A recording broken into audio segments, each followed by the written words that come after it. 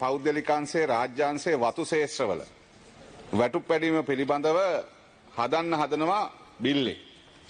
විශේෂයෙන් වෘත්තීය සමිති ශේෂ්ත්‍රය ඇතුලේ අපි පහුගිය කාලේ පුරාවට මේ වැටුප් පිළිබඳ අරගල කරපු ව්‍යාපාරයක්. ඒ නිසා මේ වැටුප් පැඩීම පිළිබඳව හදන බිල්ල කොහොමද නිර්මාණය කරන්න හදන්නේ මේ මොකක්වත් හම්බුන්නේ නැහැ කියලා.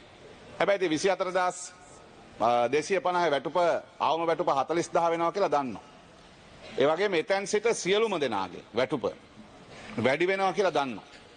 ඒ නිසා මේ පහුගිය දශකයක් දෙකක් අපි ආපස්සට හැරිලා බැලුවොත් එහෙම අපේ රටේ රාජ්‍යාංශයේ වැටුප් පැඩවීම, පෞද්ගලිකාංශයේ වැටුප් පැඩවීම, වතු ශේෂ්ත්‍රයේ වැටුප් පැඩවීම පිළිබඳව මේ හැමෝටම අදහසක් තියෙනවා. හැබැයි මේ අදහස තියාගෙන තමයි ඉතිහාසයේ වැඩිම වැටුප් පැඩි වෙච්ච අයවැය පිළිබඳව මේ විවිධ කතා කියන්න උත්සාහ කරන්නේ. ගරු සභාපතිතුමියනි, මේ කතාව කියනකොට අපි කියන්න ඕනේ මොකද විශේෂයෙන් අපේ රටේ ශ්‍රම බලකායෙන් විශාල පිරිසක් ඉන්නේ පෞද්ගලිකාංශේ. ඒ වගේම වතු ශේෂ්ත්‍රය නියෝජනය කරන අපනයන ආදායමට විශාල දායකත්වයක් දක්වන වතු ශේෂ්ත්‍රයේ වැඩ කරන ජනතාව ඉන්නවා. තේපොළ රබර් කියන ශේෂ්ත්‍ර තුනම නියෝජනය කරන. පෞද්ගලිකාංශේ කාරණේ මොකද කෑමට නවත්තන්නක් තියෙන නිසා මම පෞද්ගලිකාංශේ වැටුප් පැඩීම ගැන ඉස්සෙල්ලා කියන්නම්. පෞද්ගලිකාංශේ අපේ රටේ වැටුප් තියෙන රුපියල් 21000යි ගරු සභාපතිතුමියනි.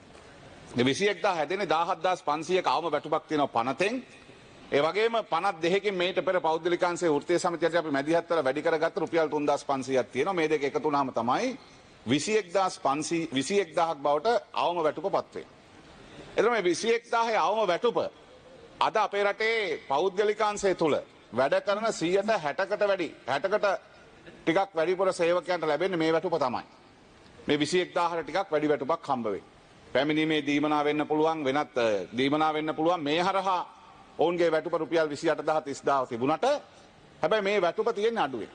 ඒ නිසා තමයි පෞද්ගලිකාංශයේ වෘත්තීය සමිති, ඒ වගේම පෞද්ගලිකාංශයේ හාම්පොතුන් මේ සියලු දෙනා එක්ක සාකච්ඡා කරලා අපේ ආණ්ඩුව මේ පෞද්ගලිකාංශයේ වැටුප් පිළිබඳව තීරණය ගත්තේ මොකද සේවකයෙකුගේ මූලික වැටුප වැඩි නොවි ඔහුට ලැබෙන ව්‍යවස්ථාපිත හිමිකම්, සේවක අර්ථසාධක අරමුදලට, භාරකාර අරමුදලට, ඒ වගේම ඔහු විශ්‍රාම යන මොහොතේ ඔහුට ලැබිය යුතු පාරිතෝෂික ගැටිවිටියකට ලැබෙන දායකත්වය වගේම ඔහු වැඩ කරමින් ඉන්න කාලය තුල ඔහුට ලැබිය යුතු අතිකාල, ඒ වගේම බෝනස් එක, වාර්ෂික බෝනස් එක අතිකාල ගණන් හදන්නේ මෙන්න මේ මූලික වැටුපට.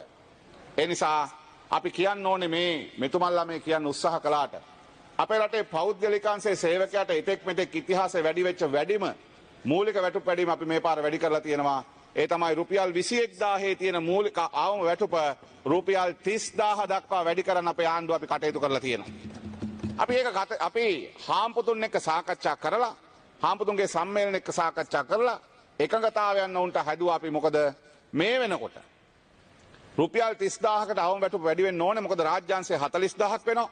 වතු සේවකයන්ගේ අවම වැටුප රුපියල් 33750ක් වෙනවා. ඊට අමතරව උන්ට තවත් ප්‍රොඩක්ටිවිටි ඉන්සෙන්ටිව් එකක් එහෙම නැත්නම් ඕවර් කිලෝ ඔවුන් එදිනදා වැඩ කරද්දී ඔවුන්ට වැඩිපුර නෙලන තේදළු කිලෝයකට රුපියල් 50 ගානේ රුපියල් 350 දක්වා වැඩි කරගන්න අවස්ථාව තියෙනවා. ඒ නිසා මේක ලබා දීම වෙනුවෙන් අපි ආණ්ඩුව සාකච්ඡා කරලා එකඟතාවය ඇතුව තමයි මේ වැඩේ කරේ. නිසා මේ අප්‍රේල් 1 වෙනිදා සිට පෞද්ගලිකාංශයේ සියලුම සේවකයන්ගේ වැටුප රුපියල් 27000 දක්වා වැඩි කරන්න අවම වැටුප් පන්ත සංශෝධනය කරලා අපි කටයුතු කරමු. එනිසා දැන් මේක ගැන කියන්නේ නැහැ කවුරු. ඊට අමතරව ලබන ජනවාරි 1 වෙනිදා සිට තවත් රුපියල් 3000ක් එකතු වෙන අවම වැටුපට ඒ අනුව පෞද්ගලිකාංශයේ සේවකයන්ගේ අවම වැටුප රුපියල් 30000ක් වෙනවා. එනිසා මේ 30000 වෙනකොට ඒකත් එක්ක පෞද්ගලිකාංශ සේවකයන්ගේ EPF එක, ETF එක, ග්‍රැටිවිටි එක, බෝනස් එක, ඕවර්ටයිම් එක මේ සියල්ල වැඩි වෙනවා ගරු සභාපතිතුමියනි. මේ සියල්ල වැඩි වෙනවා. මොකද බැංකුවකට කියලා ණයක් ගන්න ගියපම බේසික් සැලරි එක කීයද කියලා බලන්න. සේවක අර්ථසාධක අරමුදල ගණනය කරන්නේ මේ බේසික් සැලරි එකට. ඊට අමතරව තියෙනවා නම් වෙනත් දීමනාවක් හිමිකම් ලැබිය යුතු එක කියලා තියෙනවා. හැබැයි මේකට හදන්න. අතිකාලේ ගණනය කරන්නේ මේකට. පැය 200න් 240න් බෙදන්නේ මේකට. ඒ නිසා පෞද්ගලිකාංශයේ සේවකයන්ට ඉතිහාසයේ ලබා දීමු ඉහළම වැටුප් වැඩිවීම අපේ ආණ්ඩුව ලබා දුන්නා කියන එක කියන්නේ නැතුව කට්ටිපයින් හදනවා. The Gazette has not been issued yet.